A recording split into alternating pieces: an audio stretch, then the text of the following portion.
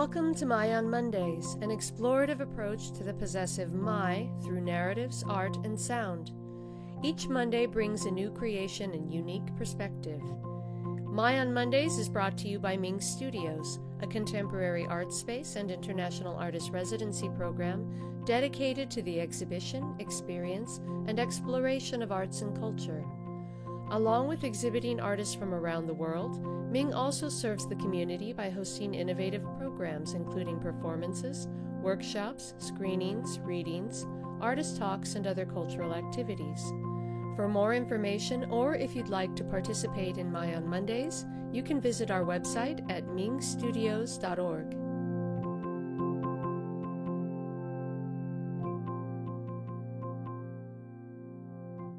Hello and welcome to My on Mondays.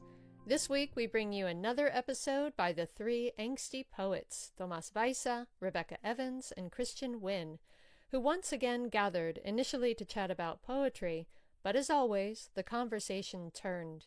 In episode 5, they discussed their angst with book-to-movie adaptations. Tomás Baiza is originally from San Jose, California, and now finds himself in Boise, Idaho. He's the author of the novel Delivery, A Pocho's Accidental Guide to College, Love, and Pizza Delivery, published by Running Wild Press in 2023, and the mixed genre collection A Purpose to Our Savagery from Rise Press. Delivery was selected as the 2024 Treasure Valley Reads featured novel, and Tomás's writing has been nominated for the Pushcart Prize, the Best of the Net, and Best American Short Stories anthologies. Tomás has fenced in Italy, been rescued by a helicopter from the Sierra Nevada, fended off wild dogs while hitchhiking in rural Morelos, Mexico, and once delivered a dozen pizzas to a Klingon-themed orgy at a sci-fi convention. While he's not writing, Tomás is running trails or obsessing over bonsai trees. Rebecca Evans writes the difficult, the heartful, the guidebooks for survivors. Her work has appeared in Narratively, The Rumpus, Brevity, and more. She's earned 2 MFAs, one in creative nonfiction, the other in poetry from the University of Nevada, Reno at Lake Tahoe. She's authored a full-length poetry collection, Tangled by Blood, published by Moontide Press in 2023, and her second book, Safe Handling, came out in 2024. She shares space in a tiny Idaho town with her sons and 4 Newfoundlands. Christian Wynn is a fiction writer, poet, nonfiction writer, teacher of creative writing, and producer of literary and storytelling events based in Boise, Idaho. He's the author of 2 story collections, Naked Me and What's Wrong with You is What's Wrong with Me, and the forthcoming novels Crocodile and My History with Careless People and Other Stories. His work has appeared in McSweeney's, Plowshares, the Chicago Tribune's Printer Row Journal, Glimmer Train, Joyland, Expat Press, Tri-Quarterly, Gulf Coast, and many other fine magazines and journals. And from 2016 to 2019, he was the Idaho Writer-in-Residence, the state's highest literary honor. Welcome to our 4th Angsty show. We are the 3 Angsty Poets, which includes myself, Rebecca Evans, and I'm here with Tomás Baiza and Christian Wynn. And today we're talking about our angst with books to movies adaptations. And we could probably be here for, I don't know, a week.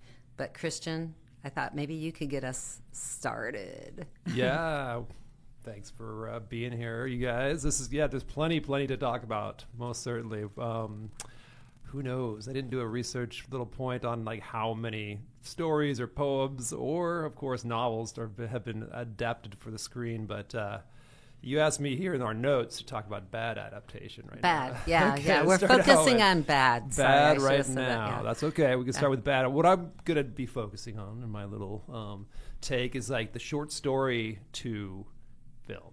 I'll have a little more, so narrow it down for me. And plus, I'm a big fan and writer of the short story, and this is one of my favorite forms. And to start out with the bad, one of my very favorite writers, George Saunders. Saunders.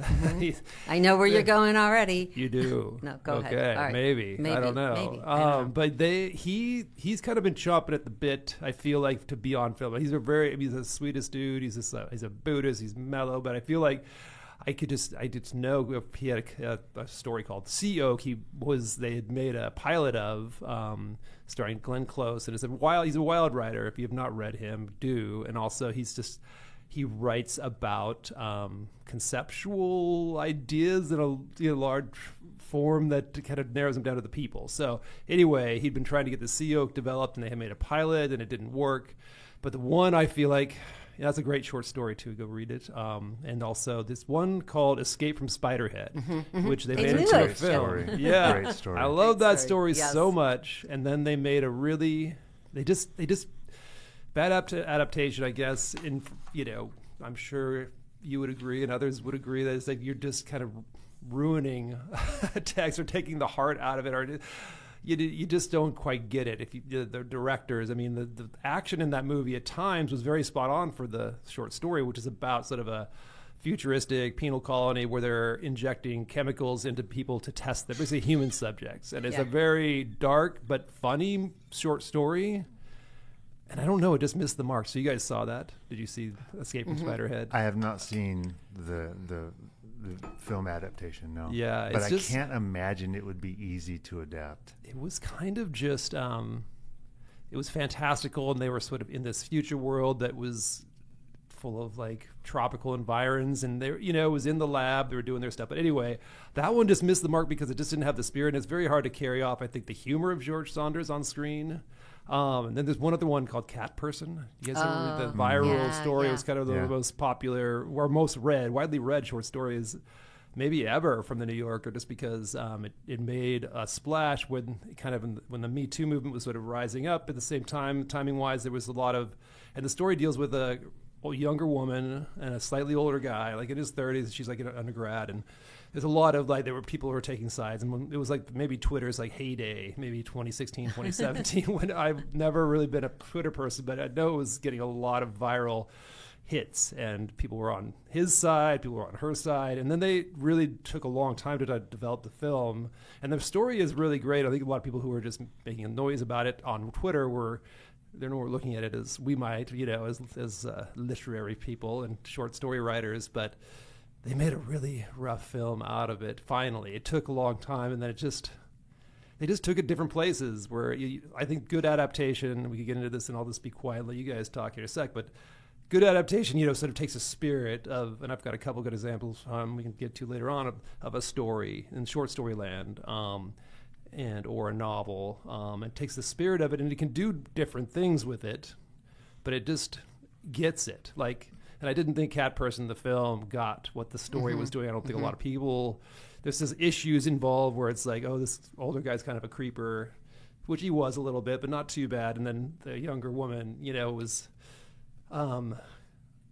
she had her own flaws, and it was a really interesting story. It was a really complex short story, and it just didn't seem like it hit the right notes, I guess. So Cat Person and Escape from Spiderhead are my two thumbs down adaptations for now. There's others, but there's a lot, yeah. I'll start there. And I think they missed the mark in what the spirit and the art of the short stories were all about. Christian, do you think they would have tried to adapt Cat Person if it hadn't become notorious for the things about the story as opposed to the story itself? I do. Well, it's a great short story, but I don't think so. Yeah, I don't think so, because you had a built-in audience, and Kristen Rupinian, the author, she ended up, she's a great writer. I don't think she's come up with another book yet, but they really she got a great book contract based on that story and all her other stories, the short story collection. But it was like a 6-figure book contract for short stories or something like that, which is unheard of, in literary fiction. But I think you're right. I think in asking the question, you're saying probably it wouldn't have. I don't think it probably would have made it into a feature film. It could have been a short indie film or something. It was kind of an indie film anyway, but yeah. What do you think? I think absolutely not. It's a great story, but I think the reason it made it to film was because people sniffed that there might be money because of the controversy that surrounded that story. Yeah. And the story itself isn't controversial. It's the issues that came up alongside it. And, the story, there was a story about the story, as it turned out, when this other person... Oh, that's true. When this other person said, wait a minute, I think she wrote that shit about me. It took off. And then it was kind of, that was a total different subject, but yeah, that's like, you read a piece this weekend at an event we were at about stealing as writers. We do that. And I think that Kristen Rapinian just, adapted her own adaptation of what her friend might have told her. But that is fair in fiction. I think so too. Yeah, but fair rarely do people come back out and say, that was about me. I know. Yeah. Because someone has done that to me, but my stuff didn't come out in the New Yorker, right? Right. This story came out in the New Yorker, and so it's got an instant audience, instant microphone for the person who's going to say, wait a minute, I think you took that from my life.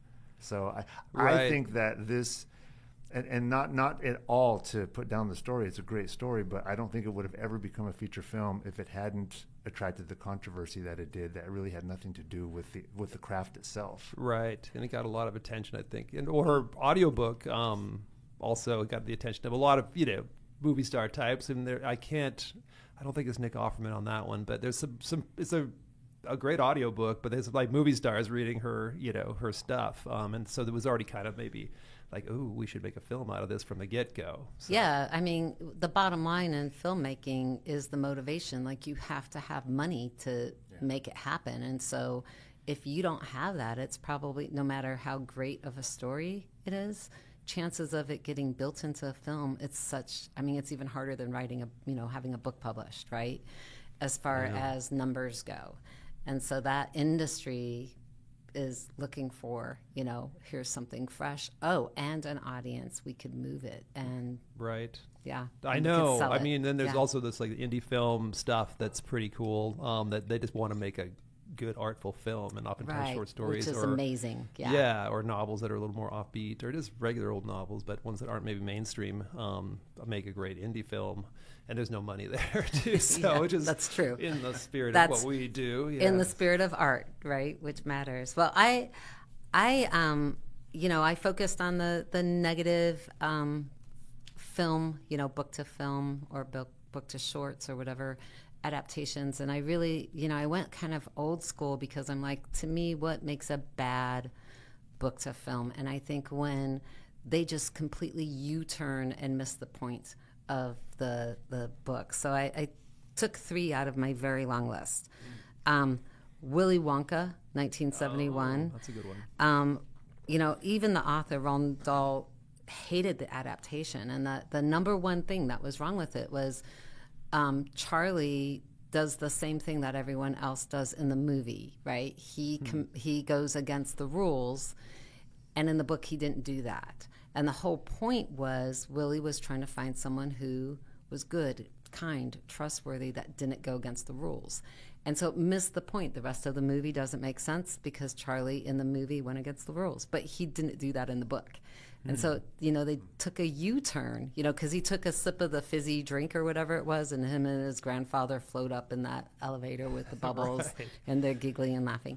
That didn't happen in the book. So that whole scene, that whole choice of the main character never happened. And it changes the whole storyline and the whole point of Willy Wonka's quest.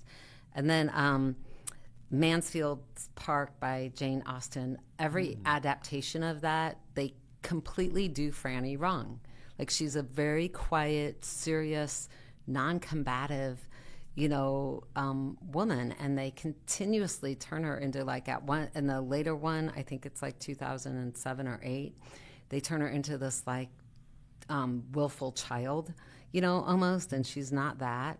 And in the one before that, in the late 90s, she's quiet, but she's super robust and, kind of a little combative. And she's just not that either. And I just think if they're going to do an Austen film, they need to do Franny right. Like, they just need to do Franny right.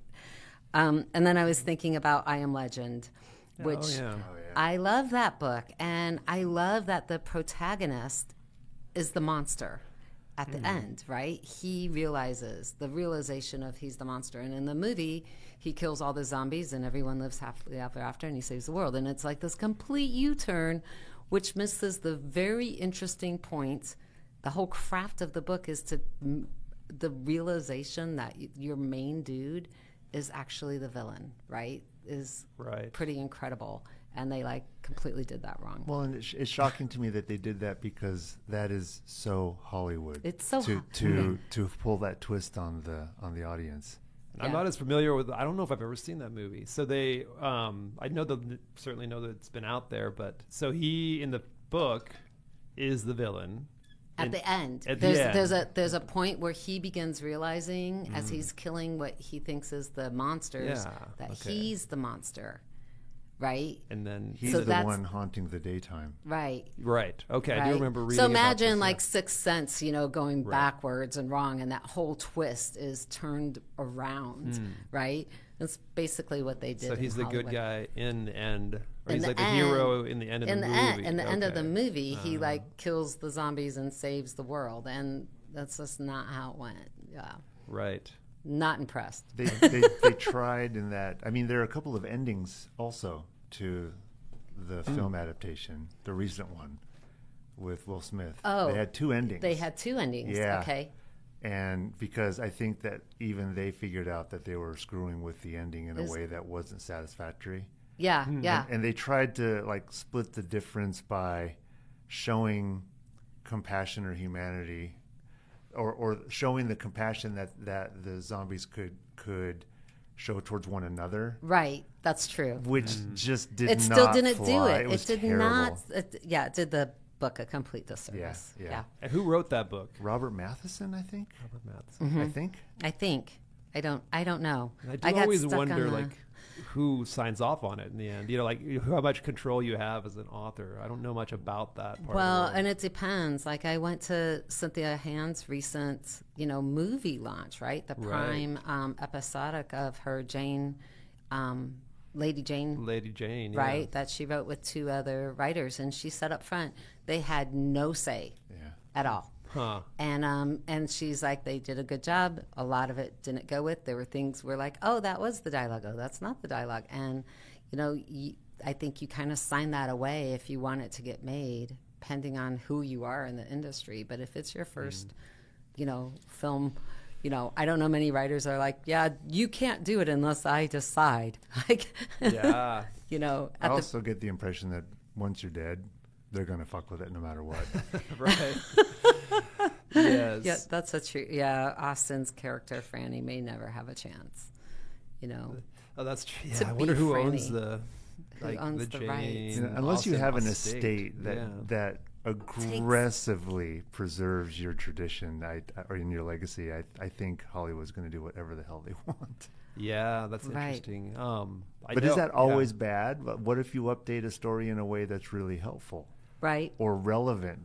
Absolutely. Yeah, back in the late 80s, early 90s, I'm going to talk about Raymond Carver when we get to the good stuff, but adaptation-wise. But I had a friend who she's a filmmaker, and she was wanting to adapt some Raymond Carver stories potentially. They're offbeat, they're kind of the everyman, very subtle, kind of not a lot of bells and whistles and explosions in there.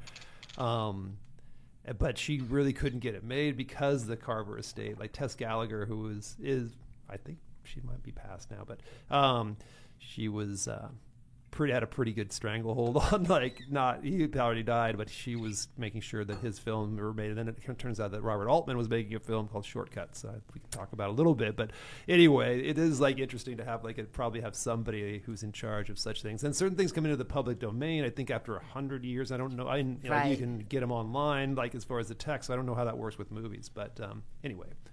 Yeah, that's super. Though I think it does work the same way with movies because Disney had this whole thing that just surfaced recently, right?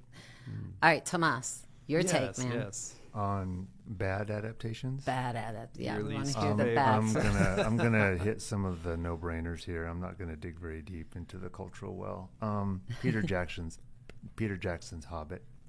Oh yeah. That's on my list. Atrocious. They stretched it out for 3 films, and it's a short book, to long bleed films. that story for as much money as you could. Yeah. And they inserted all of these side stories, and I can't say enough bad things about it. So I think I'll leave it at that. That's I can't say enough bad things. I can't. It's just That should be on a T-shirt. the first That's true. That could be the 15 name of minutes. like our podcast. We Yeah. could actually have that. That's our that's our new about this. byline. Thank you, Tomas. Yeah, you bet. I think the first 15 minutes capture the magic, and I thought, wow, this. Okay, so it's going to be 3 movies. If it's like this, okay, he's really digging in deep. And then by the end of the first movie, you realize, oh no, he's going. He basically took a bunch of acid and jumped into a pool of money and just wrote the worst script. So it was really bad. I don't think I've ever seen a good adaptation of Beowulf. Oh. Which, if you go to the source material, I don't know why anyone would try. Yeah. And then yeah. also on my list for best adaptations, but just about everything, not everything, I apologize, various things that Philip K. Dick or PK Dick, PKD, wrote have been turned into really bad movies like Total Recall. The 80s, the 80s or early 90s, I think it was late 80s version with Arnold Schwarzenegger. That one was like, it had a fighting chance to be decent, but the more recent one, a fighting chance. Right. just horrendous. Just I watched it mostly because I was desperate to watch something, and I thought, I can't believe this got greenlit. This is so bad. So yeah, those are my probably big 3 that I can think of just off the top of my head. They're all genre.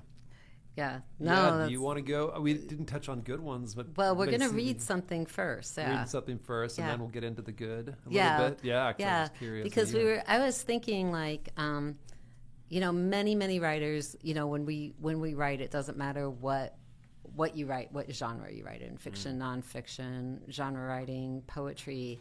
Like there's this visual aspect. Are you creating a scene that you can, the reader could lose themselves in? So I feel like we all like write a little bit that way. So I just thought maybe we share something like that. Yeah. Have you ever had any of your work adapted? No, like even not a small, like an indie film or a short film. No, I have not. It would be interesting the process. Like I've written screenplays for some of my work, but I haven't done anything with it. Yeah. Who wants to go first? Tomas, do you want to go first and share your? I do not want to He go does first. not want to go first. Okay. Christian, we're throwing you under the bus. Yeah. Mostly it's just a beginning of a short story called Rough Cut that you asked, I think, basically initially it was like something cinematic, basically. Yeah, that concept. yeah. So this is that you could see it on the screen. Yeah. Like when you, yeah. And this one is a third-person short story, present tense, set in Boise, Idaho, where we are currently recording this. It's called Rough Cut.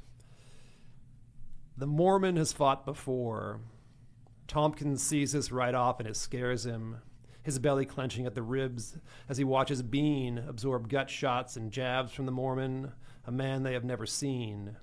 Tompkins leans in against the concrete, against that concrete wall abutting the vacant lot and stagnant Summer Creek, the thin hair on his arms laying sun-bright over thickening skin. The Mormon is putting it to Bean, tearing his uniform shirt, biting at his shoulder, landing 3 blows to Bean's 1 as they tumble across the oil-mottled corner of the parking lot behind Lowry's Discount Tire out Fairview in Boise, where Tompkins and Bean worked the backyard full-time.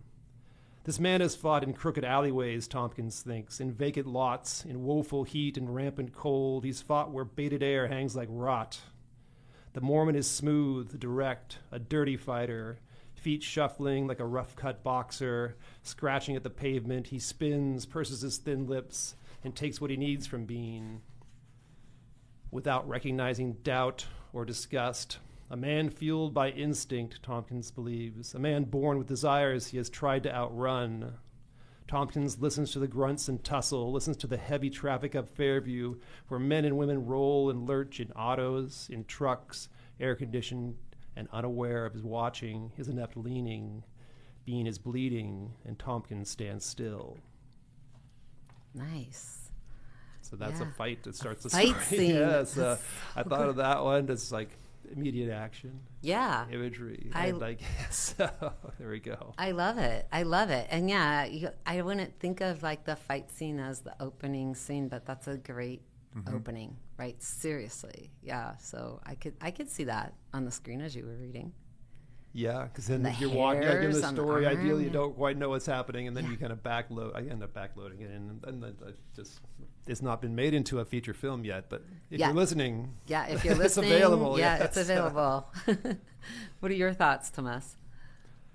On what Christian just read? Yeah, yeah. I loved it. Yeah. I love starting with jumping in with the action. With a Mormon fighting. Yeah, and that just line more- actually cracked me up. I know. He's he's in his missionary gear, but he's just by himself, which is a little suspect. So they usually travel in pairs, Pairs, Right. like they're yeah. supposed. But anyway, I want so to know he where shows the up. other one is. Oh, you don't. Is he no, dead? Is Not he yet. dead lying in a ditch? I know. Did he abandon his? You got to partner? read Did he- this short story now. I Find know out. he doesn't end up like his partner, his Mormon partner, does not end up in the story at all. So we don't ever really know in the short story. But if it was made into a film, we might have a whole backstory about. I know, right? what he Please tell did. me that in the credits the character's name is the Mormon. Yeah, well, There's no name for name other to the than the Mormon. Mormon. He's just the Mormon. Yes. Yes. so great. Yes. I love know. it. I Yeah, love it. so it was a kind of fun one to write. But then it gets into all kinds of more about Bean and Tompkins than it is about the Mormon. But Bean's a tough guy who got his ass kicked by the Mormon. But yeah, it was a fun one to write. Yeah. I want to know so much more about the Mormon. I really do. That could be like the sequel. Yes, I know. The Mormon.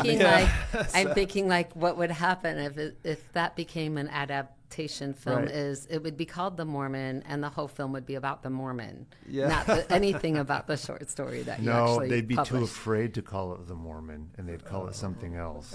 I don't- I believe that. I think they'd be afraid. I of- don't know. It's Hollywood. I don't know. It depends on who's, if it's Quentin Tarantino, like I think he would call it the Mormon. They and won't just take on honestly, like, Scientologists. I'm not sure they'd That's take on true. the Church of Latter-day Saints. I know.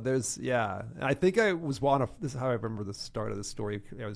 The genesis was when I was on a plane flying from like California up to Boise, and there was a guy dressed like his Mormon, missionary gear, and He was he fighting looked someone? tough. He looked kind of like a tough guy. Like he had kind of like a crooked nose, and he just kind of looked like he would kick your ass. And I was like, "Oh, that would be interesting." Oh, if he's like yeah. a tough guy and he's like reformed a bit, but he's also can't hide his ghost. So Bean is the one who actually picks the fight in the story. So the Mormon was not looking to get in a fight, but once he did, That that's was her it. off. business. Yeah. Yeah, that's awesome. That's awesome. All right, I'll read next. Is that Okay, okay? yeah, go for All it. right. So this is from my memoir. Parts of the memoir are published, but the whole book is not. And this is like midway through the book. It's about page 120. And one thing that the main character, who is me, continuously does is she night flies, which I can still do today, right? You can call it lucid dreaming or whatever, but I was trying to teach myself to do it like on command, right? And this is cool, like yeah. back in my military days. This is chapter 22. Along with starving and binging and purging, my night flights matured into another habit that I falsely felt I controlled. Night after night, I willed myself into flight. I stretched wide across my bed, winged, ready. One time while visiting Cardiff or Cambridge or Canterbury, I moved, not my physical body. My flesh and filament remained quilted. Another me, alter me, nudged a fraction, an inch. Then that other me circled ceiling and sky, fluttered much like a moth nearing flame. I looked back to my flesh self sprawled across linen, wondered, can I return to my body? Do I even want to? Star rays streamed like outstretched arms, luring me. My need to fly away proved higher than my need to stay. I shifted another inch, and in that inch, earth blurred, crystal blues and olive greens and amber golds all whirled, weeping into each other. Wind rushed my face, my eyes watered. Here I fly. In this state, I would later learn the way to master my body in motion. Here's how dream flights work. The smallest movements, a flash, a flare, a flutter, swiftly switches courses. Curving means slowing, stalling until wind hovers and spheres stand still. The world small beneath us all. If I fly closer to ground, I need more exertion. When low, it takes more effort to sustain flight. It requires a sort of strength to fly, even if only in dreams. I often woke exhilarated and exhausted. If you've risen in the morning tired, worn, perhaps you flew too. From 1,000 feet, I propelled past blazing waves, power diving, and in under 10 seconds, I calculated 100 miles per hour in my skin. Here, I willingly become unstable. Once I tested turbo speed, came crashing, waking only seconds before impact. I taught myself to roll, violently right, then left, then blast into a wild tumble. I'd burst into a twirling mass of what? Flames? Debris? Afterbirth? I'm not sure. In an instant, I'd veer, deviate my direction, and snap, smashing into myself. Me, my own uncontrolled disaster. After a time, I swear I wore maps for veins and charts in my heart, though this flesh body is not meant for flight or speed. The wind forced my eyes to slits, shielding vision. Here I am, heaven and tree and beast and space. Here I feel most alive. Here I feel most. Though I had little desire to dwell in my skin, I feared the unknown more, worried if my dream place would bring new pain. At least I knew how to suffer in my waking body. My favorite night flying emerged near the moon, drifting in vast twilight, dangling above our sleeping world. The stars from this vantage required no navigation. I spin between and around them, and as if by instinct alone, they point me home. My body, though I neglected it terribly, equaled home. We reference the body as a temple, and I did. Think destruction. Think Jewish temples ravaged. Once, twice. Scant remains awaiting the Savior, the second coming, the rebirthing.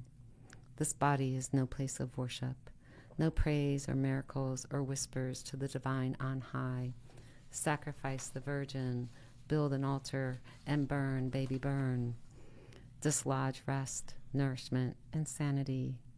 If anything, my body, this body, lives more like a burial ground. While I flew, a voice warned, reminding me of my limits. Slow, relax, return. You're not done. Very nice. Yeah, I've always wanted. I've had dreams, but I've never like intentionally astral projected. That's pretty cool. Yeah, it's super fun.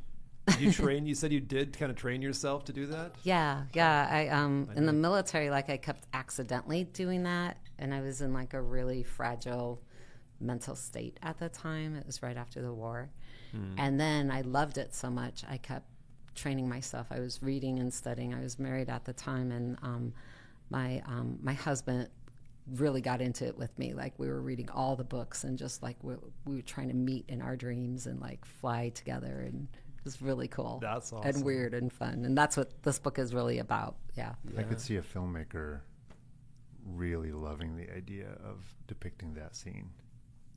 Yeah. Thank you. I don't know anything about filmmaking, or cinematography, but I have to think that a creative cinematographer would say, "Oh, okay, we're going to make this one of the highlights." Yeah.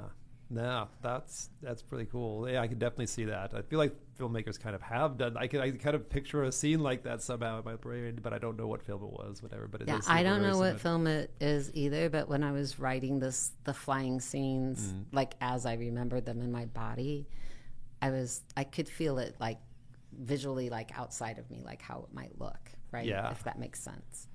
Yeah, I used to listen to this radio show called the Art Bell Show. Did you ever listen to that? No. I think he's dead now, but it was like from the Kingdom of Pahrump or so. There's something. He was like from Pahrump, Nevada, and he's like would always talk about aliens. He talked about astral projection a lot, and there was always these guys in the military or women in the military who'd like be one of his special guests. And they had like a training, like as part of the like military training. Was that ever brought up when you were in the military? Like, well, we want you to practice this. So I think the thing is there's a mindset of. In the world of navigation, and you start understanding like how things work. And I was a flight navigator, right?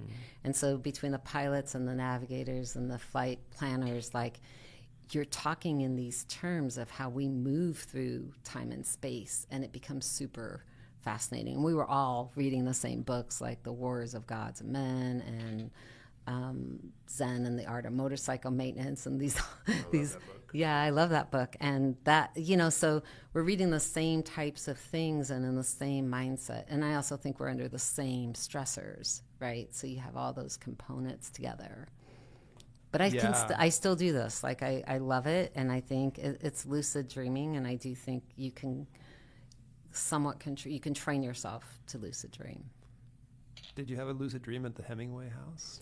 I feel like you told us about, like, I had it. I I didn't, not on purpose, but I did. Like, wow. Hemingway's ghost, like, messed with me the whole time I am not, like, pulled the sheets off me, would not let me sleep every night, 3 o'clock in the morning. Like, got it. I'm writing. Get off my butt. Like, and there was music playing outside. When I stepped outside, I recorded it. Yeah, there's like this beautiful, like, strings and song. And the first few times I recorded it, I couldn't capture it, and I kept calling my friend Lorene, and I'm like, Hemingway's messing with me, and she believes me because she's known me like 30 years now. She's like, anything's possible with Rebecca.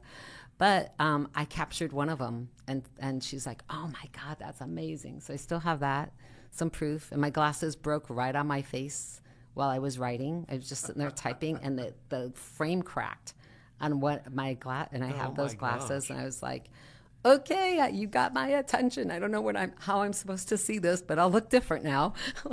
That's amazing. Really incredible stuff. Yeah, because I've been in that space and I didn't have any of that stuff. So you were. I think I'm in tune, right? Also. I think, like, if you have a good intuition and you've developed it. Like, I think we all can develop it. I do get weird things from people. Like, I have that sense. I'll be off-putted by someone for absolutely no reason, and I just stay away. I'm like, whatever their energy is not good for me, or I'm drawn to them and nobody likes them, and I'm like, I don't care, they're good. Like, yeah, it's interesting. But thank you. Yeah, I start the book off with flying, like, that's the preface, and I've already mastered it, but throughout the book I keep accidentally doing it, and it's the time I'm trying to learn how to do it, and the whole time there's a ghost guiding me named Ray. True story. Nice. It's nonfiction. I know. Now these guys no longer do this show with me. She's so weird. No, we're into it for sure. We have Tomas. Yeah, Tomas. Read your stuff. Okay, so a scene that we thought might translate well or in an interesting way to the screen. So I took a scene from the novel Delivery. When do you stop saying debut novel, or should you ever say debut novel? Because that just seems really douchey. I don't know. I mean, it is a debut novel. It is, but do you Does only it call stay it a your debut novel forever? Right, exactly. If Once it's the your only next novel book you've is ever written, out? is it Your just first your novel? Your first novel. I don't First, know. okay. Do you all right. still call your debut? Should we call our first in all our lives debut? My debut boyfriend, my debut kiss, like, my debut wine, my debut fight. Yeah. The first time I got my ass kicked. Yeah, I don't know. Yeah, that could be. Yeah, I don't. That's interesting. We could have a whole show, Angst Against Debuts. Terrible firsts. Terrible first. Terrible first. That's a good one too. That's a great one. Yeah. So this is from Delivery. This is from the scene that I thought might translate well.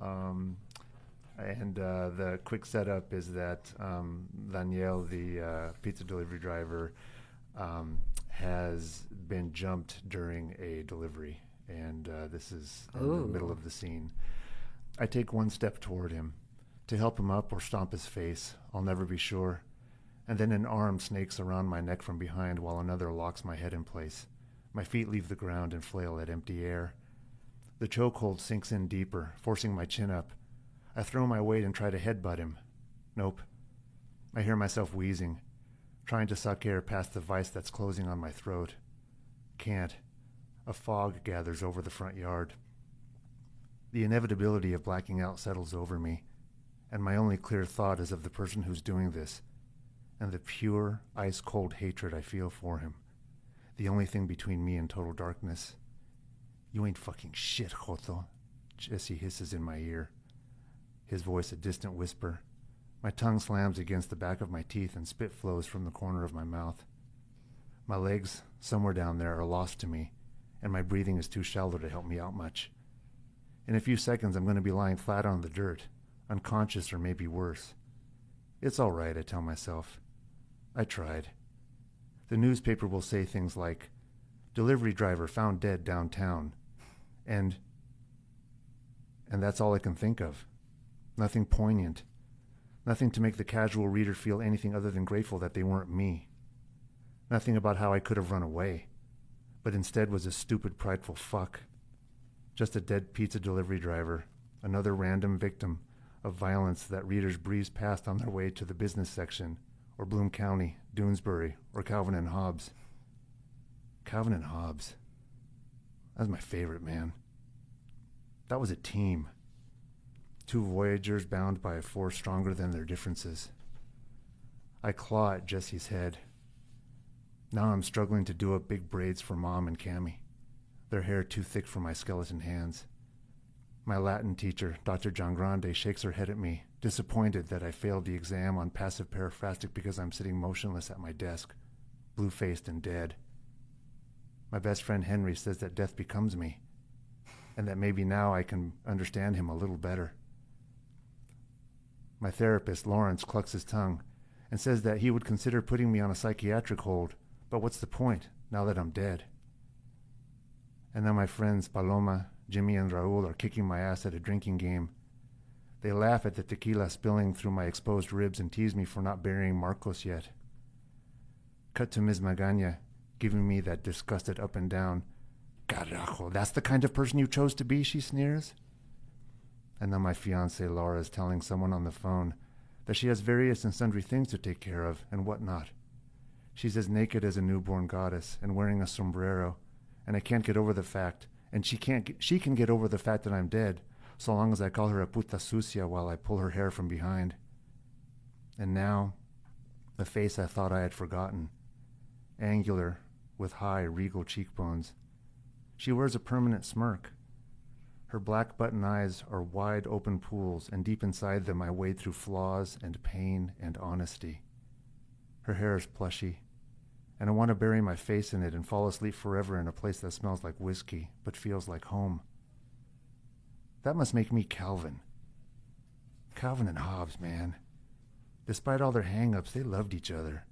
Like, truly loved each other. The fact that I'm dead is not a deal-breaker for Hobbes. She's been through hell and bounced back. Maybe I could too. Wait. Hobbes is a she, right? Oh, nice. That's great. I could see all those images of people circling in, with, like you're, instead of like you're going through your life in, reflection, these people saying what they think of you as you're dying. Like is such an interesting, concept, and that's not really been done before. So I could see the faces of them coming in and, this is what you're doing. You look good, dead man. You wear it well. I know. It kind of reminded me of American Werewolf in London. A little bit. Yeah. I mean, not in the one-to-one way exactly, but he's like visiting his. It's been so long since I've seen that, but he's visiting his friends, and he's all torn up. He's not a total skeleton. Yeah, it was a pretty fun. And actually, George Saunders, back to him, he has a cool short story. A couple of them were this hauntings, but there's a kid who died, who was killed by this guy, this wave maker at this wave water park. The kid dies, he comes back to haunt him and makes fun of him, and he's kind of all skeletal, and he's just so it had some echoes of those, but that was really wonderfully vivid and funny in a dark way, of course, and just sort of that idea of what you're thinking of when you're maybe in the throes of possibly dying, this character, and he's panicking over unfinished business. Yeah, that was awesome. Yeah, I loved vivid, it. I could see it. Yeah. It'd be a fun one to direct, I think, or get a act. I think we should be sending this this podcast off to These like are all some copyrighted Hollywood, ideas. Yeah. David Fincher, if you're listening, I'm waiting. Yeah. I know. We're here for you. We do. We have lots of ideas, and I know it's. And you wonder what does. Yeah, I mean, obviously some reach for, if people want to put famous or kind of well-known books out on there, well-known stories, or put well-known authors on the screen, but just sometimes they come from kind of nowhere. Out of nowhere. One of my favorites is like Memento. We talked about Memento, which I is love that movie. It's a short story, and Memento Mori, which is the short story is Christopher Nolan, who is the filmmaker, and his brother Jimmy Nolan. What's his first name? I can't remember. Whatever his other Nolan. He wrote the short story. Right. They've worked together over the years, but it was I swear right around 2000, 2001. Wasn't the idea they did a car trip together? Is that part of the lore of the story? Maybe. They were road tripping, and one of them came up with the idea, and they bounced it around, and then one of them wrote the story, and then the other one made. I'll believe that. I don't remember the lore, but I remember when it came out in like Best American Short Stories. It was published in Esquire that year, and then they made the film out of it. The film could have been. Maybe the film was even out, so maybe they kind of piggybacked them together. But and then they end up being. It was really huge, close together, famous, like $1 billion worth kind of movie makers now, right? Yeah. Anyway, that's a great one that just was conceptual. What was I going to even say to start out with? But it was best ones. Yeah. What's your list of best ones? Yeah. And what made them best? Oh man. In your book. Well, just real quickly on my man Raymond Carver, who I think love Raymond Carver. There's a short story called "Why Don't You Dance," and they made it into a film called "Everything Must Go" with Will Ferrell of all people in a very serious role. He's a terrible alcoholic, and Carver did. Sort of work through a lot of that in his life. Was sober most of the last years, kind of California sober. I hear that he used to smoke a lot of weed, but he California sober. Yeah, so this is a very, very short story, and this guy has got all his possessions out on the lawn. We're not really sure why in the story, but then these kids kind of early. A young couple comes by and they want to like buy stuff, and he's like giving them some whiskey. They're talking, they're just hanging out on his lawn, and then the neighbors are kind of looking, and then there's like a little bit of a future tense thing where whatever happened to that guy kind of thing. But it's like a 5-6 page story, and then they made this really great film out of it with Will Ferrell that I would recommend. I mean, he was excellent in that. Yeah, and it was a tragic role, a tough role, and I'm trying to think of another film where he plays a guy who's more serious. Yeah, that's the only one that I know of. I'm not an expert on Will Ferrell movies, but when I saw that, I thought, well, good for them for seeing him in that role, and good for him for taking it. Because it'd be so easy to stay in your pocket that you're comfortable with. Yeah. But he did a great job. And I'll just chime in one more Carver, too. He did do a great job there. Kind of an Adam Sandler kind of surprise kind of way. Like, whoa, he can play a good serious role. But there's a short story called So Much Water, So Close to Home. They made into a couple. It was in the Robert Altman Shortcuts longer feature film that took like 8 or 9 Raymond Carver stories, and I think in one of his poems, and made it into a connected sort of longer story. But there's this great Australian film, and I'm pretty sure it's Australian, not New Zealand, not Kiwi. But it took this short story, and they set it in Australia, where in the short story, lots happens, but it's told in retrospect, where this guy comes home from a fishing trip. He and his buddies have been out there in like the California mountains, way back off, backcountry. And back in the day, well before cell phones or anything else, too, that they find a young woman's body in the river, and they make the choice to leave her in the river, kind of tether her in the river, and stay and fish for like 2 or 3 nights. And he's back home, like telling his wife about what they did, and his wife is appalled. Like this woman who has been murdered, most likely. We don't really end up knowing, I don't think, what happens to her in the short story, but. It's a consequence of this guy is like morally basically made the wrong decision, clearly. And then anyway, it's this one that's set in Australia. The same situation happens, but it's an Aboriginal woman who's been killed. And so it has this whole other context. So they did a really, really great job. I think Laura Linney's in it. Gabriel Byrne, I believe, is in it also. Oh, this is ringing some bells. Yeah. It's a great movie adaptation because they took this concept. They also then they made it more cultural to Australia, where the racial issues are coming in, cultural issues, sort of like class issues, and why didn't they bring her back in? Like it becomes a larger story, and it's like this simmering. Didn't realize that was an adaptation. That's a great movie. It's a great movie, yeah. So that was one of my favorites. What's the name of the movie again? I'm going to try to say it. Jindabyne, I believe. The J, Jindabyne. And which is, I think, a township, we'll say, an area of Australia. But I remember going to see it, and I didn't know at first it was an adaptation, I don't think. And then I was like, partway through, I'm like, this is the story. Didn't know till just now. Yeah. I didn't know that either. Yeah, that's amazing. And then one, just for fun, I just learned this recently. One of my favorite adaptations now is Fast Times at Ridgemont High. Did you know that was a book? I did not know that was a book. It was like Cameron Crowe wrote like a serious like journalism piece, or should I say whatever we call that, investigative journalism. And he wrote it about, he went into this like kind of embedded kind of, what was that show, 21 Jump Street? He kind of was in there, like he could pass because he was still really young. And then, but I think he just interviewed a lot of like high schoolers at Ridgemont High. And then, I don't know how it happened. I have no idea the backstory, but how did they take that book, which was like kind of serious journalism about a high school and things going on, and make it into what Sean they made it Penn. into? Yeah, I know, but it has some very serious stuff in that film. It does. I love the movie for its just its kind of humanity within all the weird Spicoli-ness and of the time frame of it too. Yeah, right? The timeliness. Yeah. Okay, so those are all right. I'm gonna. Those are yours. I had some. I was thinking I'm kind of cheating here because that's not really a book adaptation, but my youngest son is a gamer, and I was thinking of video games, right, that were made into movies. And from a writing perspective, I love that, right, because the protagonist kind of has choices in the games, but if you don't know it's a game, like I didn't know The Last of Us was a game when I first started watching it with my son, my youngest son. But it was his idea to watch it, and that's how we bond. And sometimes I watch things I have no clue what I'm going to get into.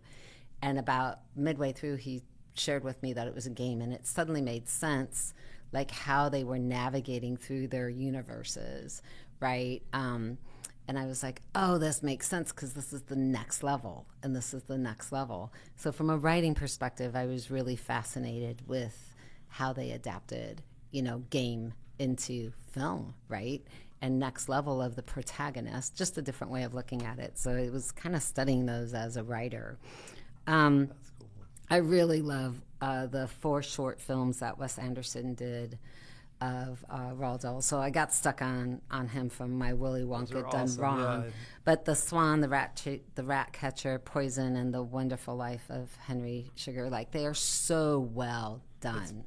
Very Wes Anderson, and he did win the Oscar for that 4 short films last year. Yeah. Good, so good. Yeah, I can't say enough good things about it, and I felt like it was true to the story and the way it was. How if Roald Dahl did film, I feel like this would be the way he would have done it too, right? Because it was just a little weird, very iconic, super clever in some of the scene changes and just how it was approached. Like the whole approach was, very Wes Anderson style. I would say, Wes Anderson was made to make those movies. I feel like that was like his perfect fit, I feel like that too. Yeah, I agree.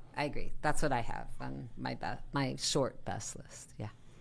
Not sure if these are my best, but they're the ones that come to mind right away for me.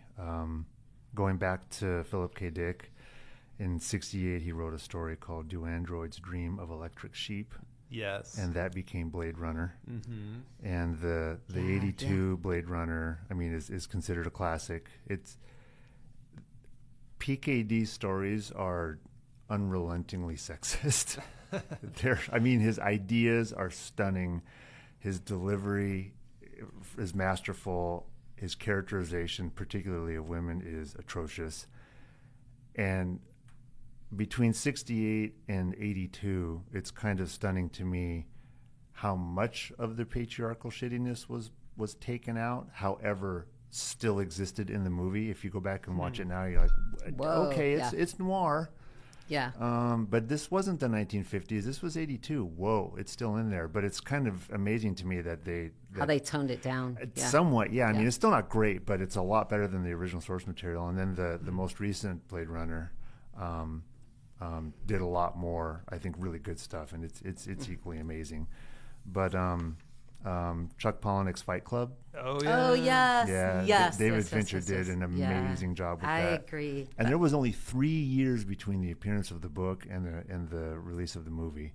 That's pretty awesome. That's pretty awesome. Yeah. So that That's was Considered a quick turnaround. yeah. And I then picked- sorry, go ahead. I was going to chime in on that. There was, just as a short story person, once again, I came across like an old copy of Story magazine. This is a few years ago now, so they were print. I think they're back in business now, but they were one of the iconic short story literary journals. But it's like, I'm not going to remember the title of the story, but it was the short story that birthed Fight Club too. So it kind of started. Gosh. I was like, oh my gosh, this is Chuck Palahniuk. And then That's then cool. it became kind of maybe advanced and adapted his short story into a novel. It became a great, that movie is awesome and the book's awesome. He has said in at least one interview that Fight Club is less a novel and more a series of vignettes that describe the lives of his friends. Yeah. That's pretty good. So he That's stole a bunch fantastic. of source Yeah, material very- from people he knew. Total thieving. Yeah. And then when I was a kid, I used to watch a lot of TV, and that's back when they used to show kind of amazing things on television because they didn't have anything else. If they couldn't keep throwing crap at you, they would say, all right, we'll play this old movie. So I saw this movie called A Man for All Seasons. Yeah. That came out in 1966, and I remember just falling in love with the dialogue and the characters, and they had nothing to do with my own background, all of these Ponce Royal Brits, but I just loved the drama, and I always suspected or thought I knew that it was adapted from a book, but as it turns out, it was adapted from the play by the playwright. So the playwright was the screenwriter. Okay. And so I think that's probably why it translated so well into film. But I've always loved that movie. I've loved the dialogue, and I've loved the tension between the characters. That's awesome. Yeah. I got to go rewatch that now. I know. It's been a long time, but it's a great movie. I don't remember a whole lot about it. I've been like embedded in film. I certainly just remember the title, honestly. I don't know. The Maybe young I've never seen Robert it. Shaw. Oh, really? And Vanessa Redgrave, yeah. Huh. Yeah, and just doing a little, sort of research for this podcast, just kind of whatever, going down certain like rabbit holes. There's so many like one of my favorite Hitchcock movies, like Rear Window, was adapted from a short story, which somebody had never, and like some of the more noir stories, of course, were well adapted, sort of for the screen from either short stories in that genre or novels. But yeah, it seems like Ted Chiang seems to be a popular one. He's like the guy that now is like maybe the modern Philip K. Dick. Like a lot of his work is getting into film. But anyway, we're approaching like a little bit close to an hour. We're like going here. We're going. Yeah. Okay, last thing to talk about the as writers. I mean, do you want your books made into films? I mean, are writers happy with the results? What's your spin? Like, is that the goal or not? Tomas. No. No. Not the goal. Not the goal. Not the goal. Now, if someone came along and said, we love your story so much that we want to do something with it, I'm listening. I'm not raising my hand and saying, I'm an artist. Get the hell away from me. I can't do that. Right. But I'd want to know more. I would freak out at the idea of giving away all creative input. But if it was between that and not seeing it at all, I might. But boy, I'd have to really trust who was coming at me to do it. What about you, Christian? Yeah, I mean, it's never been a big goal of mine for sure as a writer. But I mean, I've had like friends who were like, this indie filmmaker types, or getting there. They're like, oh, I'd love to, and it's never quite come together. I've written a couple of screenplays for things, but I mean, it would be cool, interesting, but I think giving up creative control. And at this stage in my life, anyway, too, it's like, I don't know. I mean, I guess if you're looking to make a bunch of money early on, like that's a good way to do it. But but also if it is a good adaptation, I would love it because it's like you're just reaching a larger, broader audience, and ideally, maybe they'll go find your written work out there. So I would like it, but I'm a little bit more like with Tomas, like that's not why I'm doing it ever. It never has been, but it's intriguing to think about. There was somebody, I forgot about this actually until it wasn't that long ago, but they adapted like a short story of mine into like a stage play. Cool. That was really cool. It was like it was creepy. There was a dead body or two in there and a thing, but it really did you write those dead bodies into the story? Yeah, there was one woman. There was basically just one dead body, but there were two parts of her. We'll Good say question. that. So there was, but they, so they did this really cool thing. It was kind of around a little bit of a, I guess, Halloween time of year, and they did a really great job. It made me kind of teared up, kind of going to the theater. I was like, that is wild. And they did. I mean, everybody was so into it. They had no idea that I think they mentioned that I wrote it, of course. But I mean, no one was paying attention to me. But I was like in the back corner, kind of tearing up a little bit. Yeah, why would they? You only created it. Yeah. But they're the ones making it real, right? Yeah. That was a cool experience. I just didn't come. I don't know why that didn't come to mind sooner. But that was cool. But anyway, I mean, it was satisfying. But I've never gone about trying to really get stuff adapted. Yeah, Rebecca? I need to throw this in. I accidentally, I think, played a role in creating something that went from writing to the screen, so to speak. Way back in the day, there was a video game called Thief. So I'm not sure anybody will know this. It was sort of the inspiration for a later game called Assassin's Creed, which was way more popular. Anyways, there was an online community, and this is back in the late 90s. And there was a message board or a bulletin board. Remember those? Yeah. A forum. Anyways, I was part of the Thief forum. And so we would all just write stuff to one another. And it was sort of an open secret that the game developers were secret members of this forum and, just sort of in disguise, just distilling what people said about the game. And I didn't even know the term fan fiction, but I wrote in this one thread this story of the thief who has to escape from other thieves. So he's no longer the one who's being stealthy. They all know he's there and he's trying to escape. So I write this story. It got a lot of really good comments. And then maybe fast forward about a year, the sequel to Thief comes out, and the second mission is the main character trying to escape from a bunch of thieves. And I swear there are moments in the mission that are scenes in what I wrote. And I thought two things. One, bastards. And then two, yes, I did it. Yeah. And then I didn't write another thing for like 17 years. Oh my gosh. So anyways, I've come this close.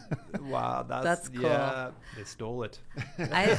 I've written some plays, right, on purpose, right, that were brought out. So I've seen my work on stage, but it wasn't like a book, from something else adapted. It was purposely made that way.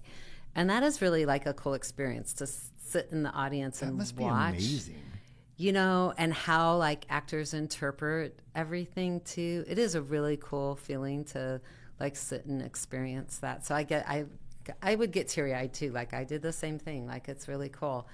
I never write with even thinking publishing in mind. That is so far from my writing experience, as far as when I'm in it, or my writing process, I should say, and having something made into film. I think my worry would be the big U-turn that I talked about that I don't like. If they U-turned because my stuff is nonfiction, that's not true to the story. That's not true. Wrong depiction in nonfiction is a bigger deal, I think. And especially if the purpose, to me, is showing the healing arc of some sort or alleviating suffering on some level, and they just don't honor that, then, and they leave an audience devastated, it's not what I'm doing it for at all, right? So that would be my worry, right? Yeah, memoir, the outcome. That's a totally. We didn't really get to any of that. Taking a true story, your true story, and then adapting it for the screen would be. And they do that, wrong too, or, wrong, right? They, adapt it how they will. And there's been writers who have come back and it's well, that's not how it went. So it always says, based on the book, which could mean one line of dialogue. And you just don't know, like, what part of it's true and what part of it is not at that point. So that would be my concern, right, with the whole thing. Oh, yeah. So is our angst with bad books to movies or all books to movies? I mean, what's our biggest angst here? I'm angsty about all books to movies, knowing that some are done well. It's a crapshoot, right? Yeah. And my made up on the spot statistic is that 80% of the adaptations either violate the original intentions or just fuck it up, and maybe 20% do it right. That's just my dirty take. little secret is if I've read the book, I don't watch the film. Yeah, that's fair. I mean, outside of like the classics, like the Austen or something like that, like I just will not go watch the film if I've read the book because I'm never happy with the film. It doesn't matter, even if they do it good. Right, right. You're one of those, the book was better. I didn't read the book Fight Club, so I saw Fight Club, and then reading the book after, it was so satisfying, right? So if I haven't read the book, I will definitely go see the movie. But if I've already read the book, yeah, that's a a book lover, and I know. spoiler. But it is, I mean, I did go see The Hobbit, though. Yeah, I just think, sorry. yeah, all three of them. I have children. I It was know, like same it was here. important Same for them here. to. right. I mean, I don't know if they'll experience Tolkien any other way. The things we do for our kids, man. I know. Go ahead, Christian. Oh no, You, I can't say definitively that it would be a good or bad. I think it's interesting because you do. Obviously, there's going to be adaptations that become something else, like what I was talking about with like the Raymond Carver story, "So Much Water So Close to Home," that Jindabyne. Yeah. That I'm probably still mispronouncing, but it really did something that the story is about, but not really about. You know what I mean? I guess, and that was just really wonderful. So, but made it current in our culture and kind of timely. Like it took it. Yeah. It did. I mean, it was also set in a different country and a different set of circumstances overall. But also it was still at the core like to our three dudes going fishing and like kind of not making right choices about sort of humanity and sort of also having consequences because of that on several levels in that film. But anyway, if you can do so many things that aren't quite one-to-one with the short story or with it might be easier with short stories than with a whole novel, but it is hard. One of my dislikes is like Jesus' Son, which is, they made it into a film, and it's Billy Crudup plays this lead character fuckhead. Sorry, fuckhead. I'm calling you fuckup. But that's the only name he's. Yeah, that's true. That said, it's hard sometimes when I'm reading Dennis Johnson. I shouldn't remind myself this because I love to dissuade myself from seeing Billy Crudup and they didn't cast it right, and I was like, oh. But, it so it's ruins like it hurts your rereading, right? Yeah. So I'm saying I'm waffling here a bit because I would say that a good adaptation is wonderful, but it's easier to see the film first. I feel like for me too, and then read the book. Yeah. But I read a lot of more. I mean, not that many short stories. I don't know. I read mostly short stories, to be honest, and poetry. So we don't see a lot of those adapted. Yeah. So So I'm really safe. Yeah, right? the poets are safest. Probably. Yeah, I know. Yeah, you just won't see that. Yeah. Except maybe my poetry book will be made into a movie. It's a memoir. I just read a couple Emma Klein novels, The Guest and The Girls, which I feel like those are probably going to be made into movies. Sometimes they're fairly. They would make good films, but now I really you can't go watch them. I don't know. I probably would, but anyway. We're just really pushing the time limits, like what Ming is good with. So we're just gonna talk until we. This is a good subject though to talk about. Plenty of stuff. There's so much material, and also it's really fun and divisive in certain ways, but we didn't get too angsty. I mean, we got a little angsty, but we didn't really hate it across the board. I think we're really opinionated, and we have our ways of how we look at it, and I think our views are pretty strong. So I would say Hollywood would probably call us pretty angsty, but I think writers would not. Okay, we'll go with that. We're angsty depending on the audience. Right on. That's it. Am I gonna wrap it up? You're We're arguing over Just who's making- closing us up here. Oh my gosh, I got my glasses on so I can read the show notes here. that is a wrap. Thank you, Christian. Yes, you've heard our angst with autofiction in the past. It says autofiction in here. Oh, yeah, in the past. Sorry. She was like a cut and paste moment, which I've done plenty of. But yeah, no. So we still have angst about autofiction. Don't worry about that. That's never going away. Yeah, but this is book to the movie. film autofiction was a terrible adaptation. So anyway, we really enjoyed just getting in the studio and talking to you all and to ourselves. That's what I got. That's what you got. Great to be here. Thank you guys for sitting with me for An hour. lunch. Yeah. Hour. Yeah, Yeah, lunch it was time. awesome. Being angsty. Yeah, we should show up hungry all the time too. I know. So we I'm get- really hungry. I did. Yeah. That's a good idea. There we go. Okay.